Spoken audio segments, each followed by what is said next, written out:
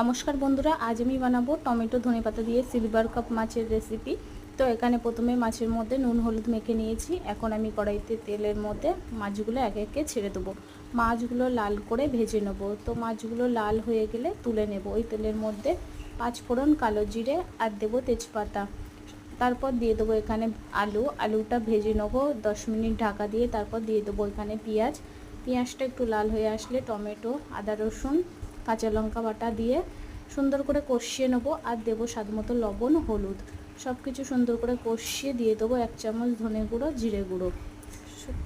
সব কিছু কষানো হয়ে গেলে পরিমাণ মতো জল দিয়ে 15 মিনিট মতো ঢাকা দিয়ে রান্না করে নেব। তারপর ঢাকাটা খুলে উপর থেকে ভাজা মাছগুলো দিয়ে আরও 10 মিনিট ফুটিয়ে নেব। তারপর উপর থেকে ধনেপাতা আর গরম মশলা ছড়িয়ে একটু নাড়িয়ে চাড়িয়ে লাবিয়ে নেব। তো টমেটো ধনেপাতা দিয়ে আমার সিলভার কাপ মাছের রেসিপি রেডি।